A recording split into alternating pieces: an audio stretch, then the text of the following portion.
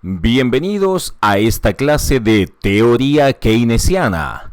Mi nombre es Gabriel Flores Rosas y este material de aprendizaje ha sido desarrollado en lengua española para el curso Keynesian Theory de la carrera de licenciatura en Economía de la Escuela de Negocios y Economía de Atlantic International University, universidad que se encuentra en los Estados Unidos. En la clase de hoy vamos a estudiar distintos tópicos, tales como la teoría keynesiana, los post-keynesianos, los estructuralistas, algunas propuestas para acelerar el desarrollo, el neoliberalismo, la escuela monetarista, entre otros. Comencemos entonces con la teoría keynesiana. Keynes. Esta es una doctrina económica que surge en la primera mitad del siglo XX. Su principal representante fue el economista inglés John Maynard Keynes, quien nació el año 1883 y falleció el año 1946, y cuya imagen vemos a la izquierda de la pantalla. Sus obras más famosas son La Reforma Monetaria, de 1923, La Teoría General de la Ocupación, el Interés y el Dinero, de 1936, y Cómo pagar la guerra, del año 1940. Algunos agregados macroeconómicos de Keynes: la inversión, el ingreso, el consumo, la ocupación plena, la demanda efectiva y el ahorro-interés. Las características de la teoría de Keynes son las siguientes. Contribuyó con las bases de la teoría macroeconómica moderna, refuta el liberalismo económico, apoya la intervención del Estado en la economía.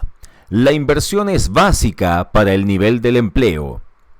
Introdujo el multiplicador de la inversión y la teoría del interés basada en la preferencia de liquidez.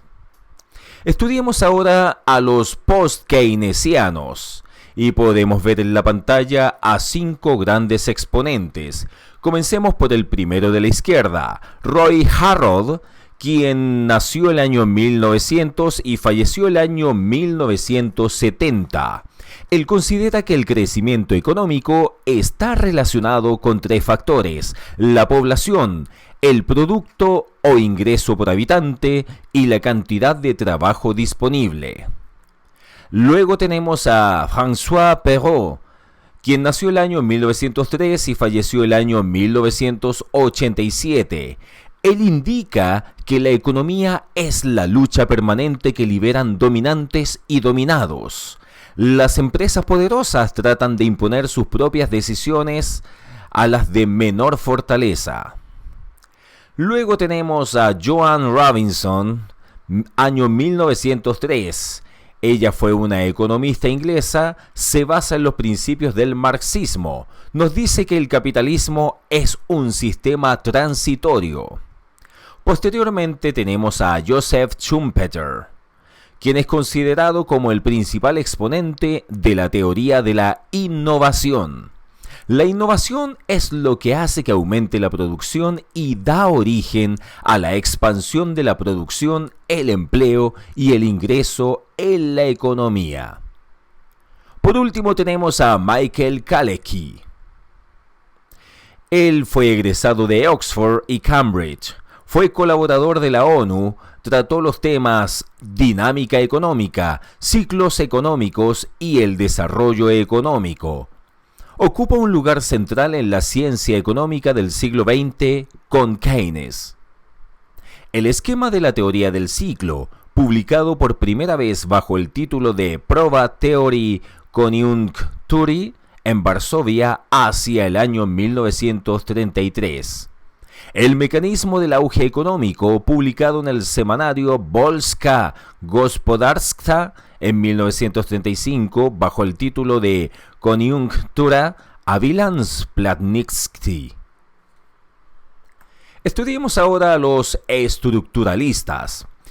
Son economistas de América Latina que ven a los problemas de los países de esta región como estructurales, que se derivan del propio funcionamiento del sistema económico.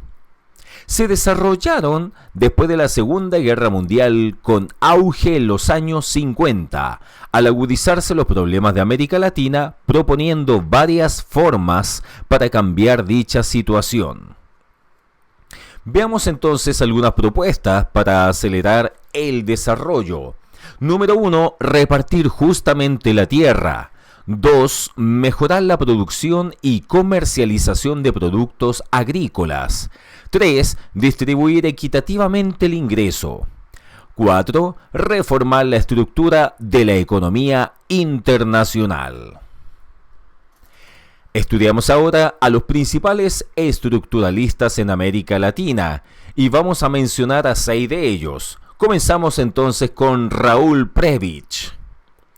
Algunas obras de él, por ejemplo, critica al capitalismo periférico, el desarrollo de América Latina y algunos de sus principales problemas y hacia una teoría de la transformación. Luego tenemos a Víctor Urquidi. Entre sus obras está la viabilidad económica de América Latina. En tercer lugar tenemos a Celso Furtado. Entre sus obras está la teoría y política del desarrollo económico. Posteriormente nos encontramos con Osvaldo Zunkel.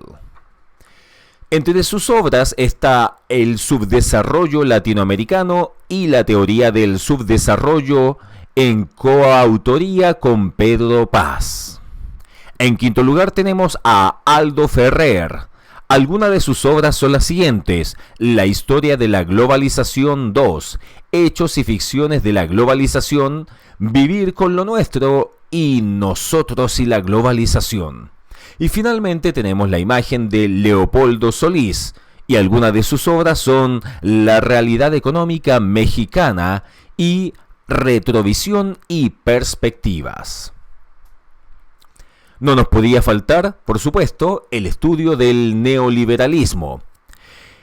El neoliberalismo es un fenómeno económico mundial que se basa en las nuevas formas de acumulación del capital a escala mundial, que implica la competitividad internacional con la mínima presencia del control del gobierno y de una liberalización del mercado.